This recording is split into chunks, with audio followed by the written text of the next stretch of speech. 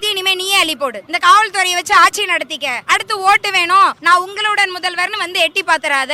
இந்த மக்கள் தொடப்பக்கட்டைய வந்து ரோட கூட்டுறதுக்கு மட்டும் பிடிக்க மாட்டாங்க நம்புறோம். நீலம் பண்பாட்டு மையம் பேரை சொன்னாலே பயப்படுறாங்க எல்லாரும். ஏன்னே தெரியல. நீங்க எந்த பிரஸ்? அப்படிலாம் பத்திரிகையால் தான் நான் சந்திக்கிறேன், உங்களை சந்திக்கல. பத்திரிகையால் தான் சந்திக்கிறேன், உங்களை சந்திக்கல. பத்திரிகையால் தான் சந்திக்கிறேன், உங்களை சந்திக்கல. அவங்க கேட்கட்டும். எல்லா ஆட்சியிலும் தான் பிரச்சனை இருந்தது, இந்த ஆட்சியிலும் இப்படிதான் இருக்கும்னா அப்ப எதுக்கு இந்த ஆட்சின்ற கேள்விதான் எங்களுக்கு வருது. பேச்சுவார்த்தை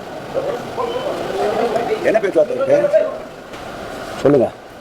ஏதாவது பீஸ்ஃபுல்லா போறதுக்காக கேள்வி கேளுங்க. 2021 முதலமைச்சர் எதிர்க்கட்சி தலைவருக்கு கொடுத்த வாக்குறுதி கொடுக்கல. சொல்றேன்னா நாங்க இப்ப நடு கடல இருக்கிற கப்பல போல இருக்கிற வழி தெரியாம கலங்கர விளக்கமா நீங்க இருக்கிறீங்க. எங்களுக்கு ஒரு வழி காட்டி எங்களுக்கு ஒரு நல்லது செய்யுங்கண்ணா, அது போதனா. ஏதாவது பீஸ்ஃபுல்லா போறதுக்காக கேள்வி கேளுங்க. 2021 முதலமைச்சர் எதிர்க்கட்சி தலைவருக்கு கொடுத்த வாக்குறுதி கொடுக்கல. சகோதரி மரியா அவர்களே, கவலைப்படாதீங்க, பொறுத்ததான் பொறுத்தீங்க. இன்னும் ஒரு 1.5 மாசம் 2 மாசம் தான், கொஞ்சம் பொறுத்துருங்க. நல்ல காலம் வரும் வரும் என்பதை மகிழ்ச்சியோட என்ன சொல்றேன்னா 2021 முதலமைச்சர் எதிர்க்கட்சி தலைவருக்கு கொடுத்த வாக்குறுதி கொடுக்கல. முன்னொரு சுகாதார பணியாளர்களை முன்னறிவிப்பு இல்லாம இந்த அரசு பணி நீக்கம் செஞ்சு அவங்களுடைய வாழ்க்கையை இன்னைக்கு ஒரு கேள்விக்குறியா ஆக்கிடுச்சு.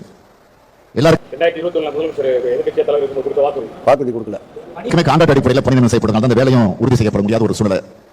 நான் சொல்றேன், உங்க வேலை திரும்ப கிடைப்பதற்கான நடவடிக்கை உடனடியாக திமுக ஆட்சி அமைஞ்ச உடனே உறுதியா 2021 முதலமைச்சர் எதிர்க்கட்சி தலைவருக்கு கொடுத்த வாக்குறுதி கொடுக்கல. ஆக நிச்சயம் சொல்றேன், எப்படி கலைஞர் 5வது முறையா முதலமைச்சர் இருந்தப்போ நான் உள்ளாட்சித்துறை அமைச்சராக பொறுப்பேற்று உள்ளாட்சியில நல்லாட்சியின் பேர் எடுத்தனும். வணக்கம் என் உறவுகளே, நான் உங்கள் சேரி பையன். சமூக வலைத்தளங்களில் வீடியோ ஒன்று பார்த்திருந்தேன். அந்த வீடியோவில் டிஎம்கே சேகர்பாபு அவர்கள் பேசியிருந்ததை வன்மையாக கண்டிக்கத்தக்கது. நீங்க எந்த பிரஸ்?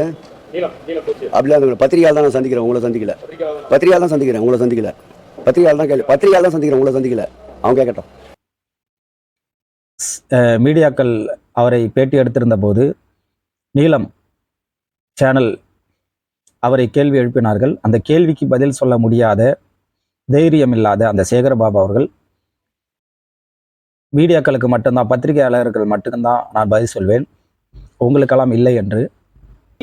நீங்க எந்த பிரஸ்? அப்படிலாம் பத்திரிகையால் தான் நான் சந்திக்கிறேன், உங்களை சந்திக்கல. பத்திரிகையால் தான் சந்திக்கிறேன், உங்களை சந்திக்கல. பத்திரிகையால் தான் சந்திக்கிறேன், உங்களை சந்திக்கல. அவங்க கேட்கட்டும். கேள்வி யாரு கேட்டாலும் சொல்ல வேண்டும். மக்களால் தேர்ந்தெடுத்தவர்கள் நீங்கள்லாம். நீங்களே உங்களுடைய அதிகாரத்தில் வந்து அங்கே உட்கார்ந்து இருக்கல. நாங்கள் கேட்கிற கேள்விக்கு எங்களுக்கு பதில் சொல்ல வேண்டியது உங்கள் கடமை. பதில் சொல்ல தெரியவில்லை என்றால் தெரியவில்லை, இல்லை வேற ஏதோ சொல்லிட்டு போயிருக்கலாம். பத்திரிகையாளர்களாக இருந்தால் சொல்வேன், உங்களுக்கெல்லாம் சொல்ல மாட்டேன். அப்படி என்று சொல்லிய உங்களை வன்மையாக கண்டிக்கிறேன். நீங்க எந்த பிரஸ்? அப்படிலாம் பத்திரிகையால் தான் நான் சந்திக்கிறேன், உங்களை சந்திக்கல. பத்திரிகையால் தான் சந்திக்கிறேன், உங்களை சந்திக்கல. பத்திரிகையால் தான் சந்திக்கிறேன், உங்களை சந்திக்கல. அவங்க கேட்கட்டும். ஏன் உங்களுக்கு நீலம் என்றாலே பயமா? மனதில் வன்மத்தை சேர்த்து வைத்திருக்கும் அனைவருக்கும் நீலம் கண்டாலே பயம் இருக்கத்தானே செய்யும். நீலம் பண்பாட்டு மையம் பேரை சொன்னாலே பயப்படுறாங்க எல்லாரும். ஏன்னே தெரியல. இப்ப பேட்டி யார் எடுத்தாலும், கேள்வி யார் எழுப்பினாலும் உங்களால் முடிந்தால் பதில் சொல்லுங்கள், இல்லைனா கடந்து செல்லுங்கள். அதை விட்டுட்டு பத்திரிகையாளர்களுக்கு மட்டும்தான் பதில் சொல்வேன், உங்களுக்கெல்லாம் சொல்ல மாட்டேன் என்று சொல்லுவேன். நீலம் என்பது, நீலம் சேனல் ஒடுக்கப்படும் மக்களின் அதிகாரத்திற்காக கேள்வி கேட்க ஒரு சேனலாக இருக்கிறது. அதிகாரத்தை எதிர்த்து கேட்கக்கூடிய ஒரு சேனல். அதனால் நீங்கள் பயந்து கொண்டு பதிலளிக்கவில்லை. எல்லாருக்கும் தெரிகிறது உங்கள் பேர். நான் யாருன்றத நான் சொல்றதுக்கு தான் இங்க வந்திருக்கிறேன். நான் யாருன்றது என்னோட ஐடென்டிட்டி இல்லாம நான் பேசவே முடியாது பேச்சிலே. அப்புறம் இன்னொரு இதுல வந்து நான் பார்த்தேன், பா ரஞ்சித்தை பற்றி கேட்கும் பொழுது இயக்குனர் பா ரஞ்சித் அவர்களை பற்றி கேள்வி எழுப்புகிறார்கள். அதற்கு சேகர்பாபு சொல்கிறார், அப்படி யார் என்றே எனக்கு தெரியவில்லை, ரஞ்சித் யார் என்றே தெரியாது. எனக்கு தெரியல, அவர் யாரு தெரியல, எனக்கு யாருன்னு தெரியல. எனக்கு அரசியல்வாதி யாருன்னா இருந்தா அது மாதிரிலாம் தெரியும், தெரியாது. மீண்டும் கேட்கிறார் இயக்குனர் பா ரஞ்சித் அப்படி என்று.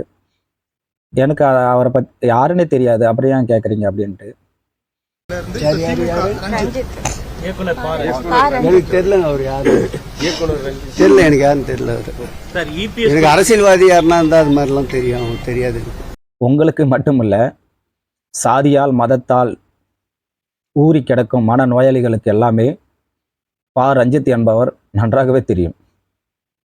பா ரஞ்சித்தை தெரியவில்லை என்றால் அப்படி தமிழ்நாட்டில் வேறு ஒருவர் யாருமே கிடையாது.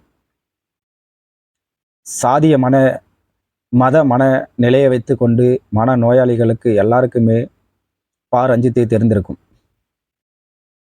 பா ரஞ்சித்தை தெரியவில்லை என்றால் அவங்க சாதியாலும் மதத்தாலும் இன்னும் வன்மம் மனதில் வைத்து கொண்டுதான் இருக்கிறார்கள்.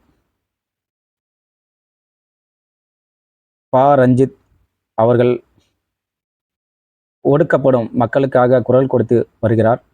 அவர் யார் என்று தெரியவில்லை என்று சொன்னால் அம்பலமாகிறது உங்கள் மனதில் வன்மம் இருக்கிறது என்று. நீங்கள் மக்களுக்காக பதில் சொல்லியாக வேண்டும். நீங்கள் உங்கள் வீட்டில் உட்கார்ந்து கொண்டு உங்கள் வேலையை பார்க்கவில்லை. மக்கள் தேர்ந்தெடுத்திருக்கிறார்கள். மக்களால் உருவானதுதான் அரசு அதிகாரம். அதனால் யார் கேள்வி எழுப்பினாலும் சரியான முறையில் பதில் கொடுக்க வேண்டும். அந்த திமிரு, ஆணவ திமிரு, அதிகார திமிரு என்பதினால் பேசக்கூடாது. நீளம் என்றாலே பயம் இருக்கத்தான் செய்யும் அனைவருக்கும். நன்றி உறவுகளே. ஜெய் பீம், ஜெய் பீம். தலை நிமிர சேரி திரளும், தலை கீழாய் நாடு புரளும்.